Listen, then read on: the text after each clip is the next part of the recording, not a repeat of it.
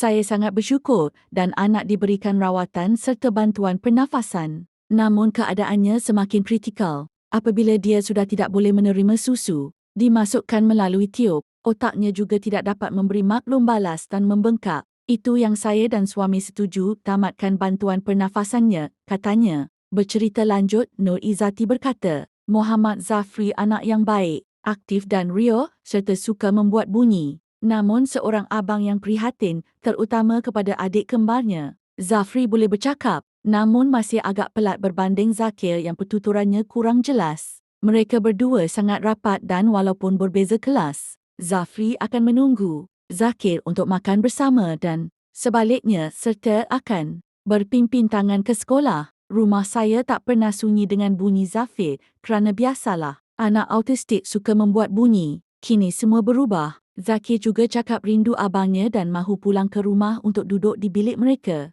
Dia masih sedih dan banyak termenung, katanya. Katanya, minggu lalu anaknya itu memberitahu, dia tidak perlu bersekolah selepas ini ketika dikejutkan untuk ke sekolah dan pada malam, sebelum hari kejadian, Zafri juga sudah tidak sabar untuk melakukan aktiviti di kolam renang. Zafri memang tidak takut air, suka aktiviti air berbanding Zakir pada hari kejadian. Zafri juga mandi awal kira-kira 6.4 pagi. Selalunya dia hanya akan mandi jika hari sudah cerah dan ketika ke sekolah juga. Dia tidak pimpin tangan adiknya serta jalan lambat, tidak. Seperti selalu, katanya. Menurut Nur Izzati, jenazah anaknya selamat dikebumikan di tanah perkuburan Islam As-Syuhada Sungai Udang, Melaka dan dia serta suami reda dengan pemergian Zafri. Malah tidak menyalahkan sesiapa dalam kejadian itu. Saya tidak salahkan cikgu kerana mereka sudah menjaga dan mendidik kedua-dua anak saya dengan baik. Zafri juga selalu cakap dia mahu pergi sekolah jumpa cikgu. Setiap kali balik sekolah, Zafri akan cerita mengenai aktiviti sekolah bersama cikgu. Semua cikgu baik dengannya. Dan Zafri juga cerita ada cikgu kesayangan.